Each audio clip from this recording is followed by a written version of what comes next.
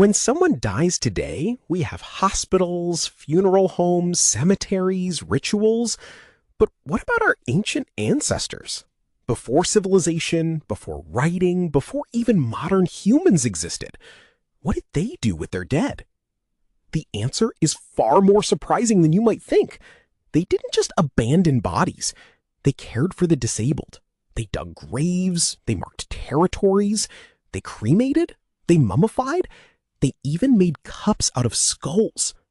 And the earliest evidence, it goes back 500,000 years. 430,000 years ago, in the mountains of northern Spain, something unprecedented happened. Deep inside a cave system, hominins lowered the bodies of their dead, or perhaps living, down a 12-meter vertical shaft. It's a site called Sima de los Huesos, the pit of bones.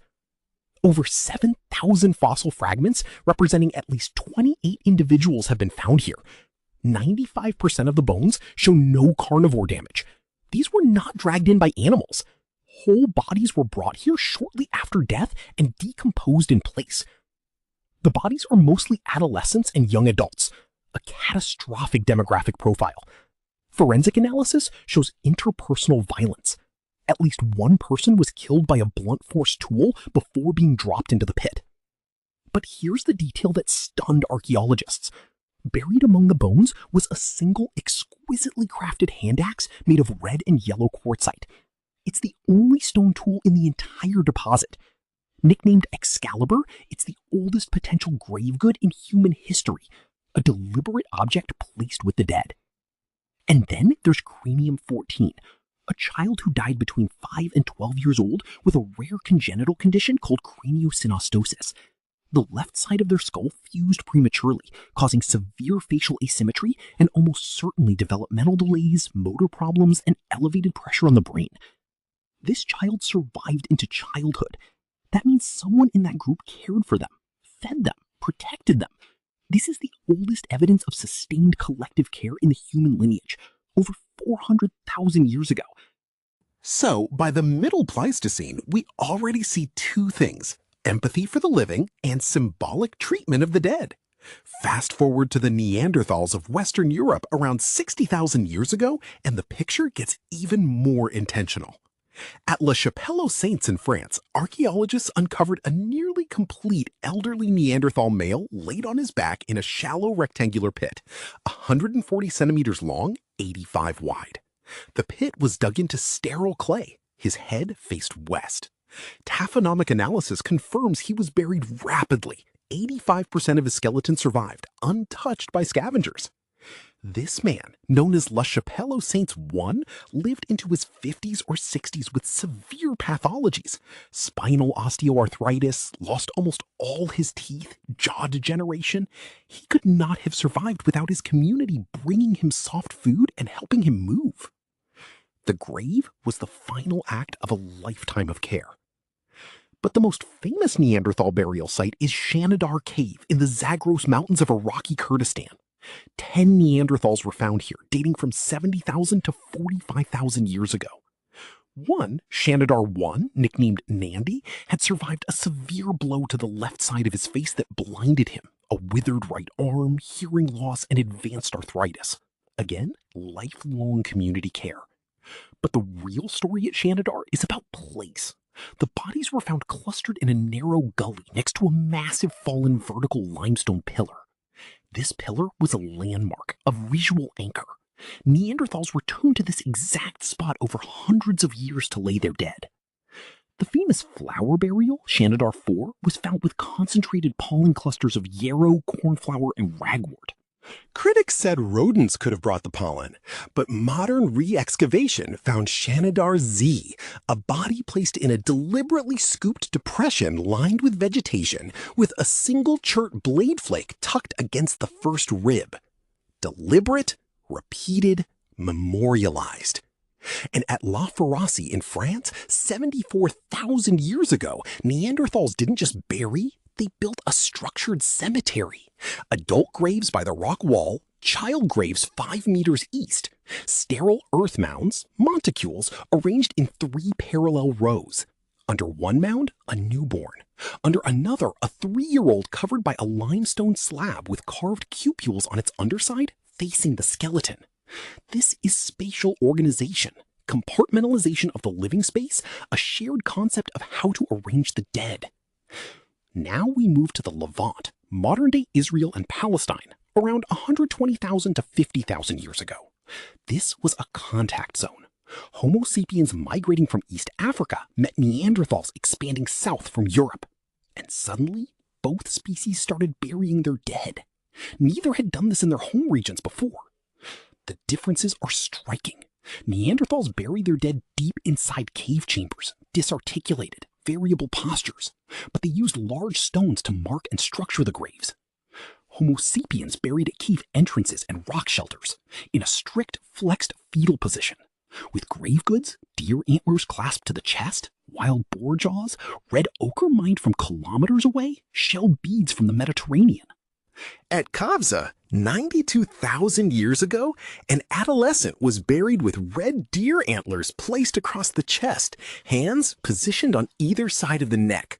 At school, an adult male was buried holding a massive wild boar mandible, far larger than normal food remains, suggesting a targeted hunt just for the funeral. So, why did both species start burying at the exact same time in the exact same region? The leading theory? Territoriality. Graves as property deeds. Caves were critical shelters in this seasonal landscape. By burying your dead inside or immediately outside, you claimed ownership, a physical marker visible to competing groups. This explains why Homo sapiens buried at entrances, visible, while Neanderthals buried deep inside, protected. And crucially, once Neanderthals went extinct in the Levant around 50,000 years ago, Homo sapiens cave burials stopped entirely. They didn't reappear for another 35,000 years. The territorial need had vanished. Let's go back further to the birthplace of our species, Africa. At the site of Herto in Ethiopia, 160,000 years ago, researchers found the crania of 2 adults and a child with very unusual cut marks. Fine parallel incisions around the perimeter of the adult skulls, deep cuts at the base of the child's skull, and the broken edges of the child's cranial base show deliberate polishing. This isn't butchery, this is skull curation, defleshing and smoothing the bones of deceased relatives to keep them as sacred objects. Ancestor worship 160,000 years ago. But the oldest undisputed human burial in Africa comes from Panga ya Saidi in Kenya, 78,000 years ago. Her name is Mtoto, child in Swahili. She was 2.5 to 3 years old. She was placed on her right side in a deliberately dug circular pit, knees drawn to her chest. The soil inside the pit is different from the surrounding cave sediment, proof of intentional excavation and backfilling. Taphonomic analysis of her bones tells an even more tender story. Her right clavicle and upper ribs were rotated 90 degrees vertically. This only happens when a decomposing body is held in a tight, compressed space.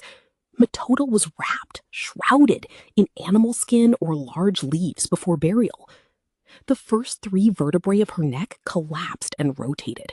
Her head was originally resting on an elevated, biodegradable pillow that decomposed over time, letting her skull settle. A shroud, a pillow, a prepared grave, 78,000 years ago for a 3-year-old child. This wasn't disposal. This was a funeral. Now we go to the other side of the world. Lake Mungo, Australia, 42,000 years ago. Discovered in 1968 was the cremated remains of a young adult female, Mungo lady. But this wasn't just burning a body on a pyre. Her community performed a multi-stage ritual. First, they cremated her entire body on a wooden fire. Then they meticulously gathered the partially burnt bones and crushed them into small fragments. Then they burned those fragments a second time. Then they buried them in a shallow conical hole in the sand dune. This is the oldest evidence of ritual cremation in the world.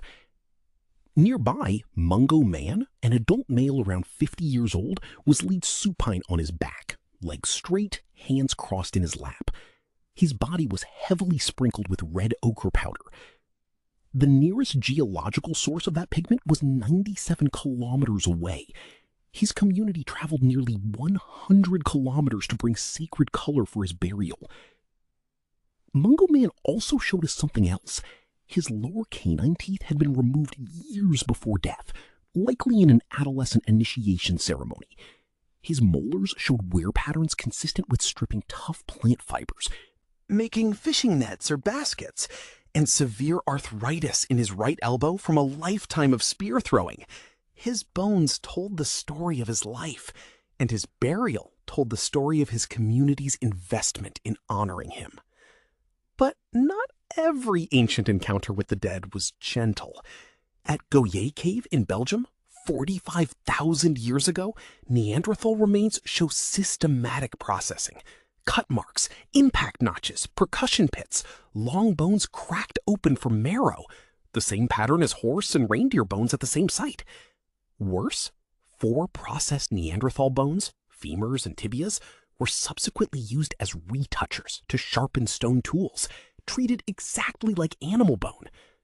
The victims were from outside groups, non-local individuals, suggesting exocannibalism during a period of intense territorial competition near the end of the Neanderthal lineage.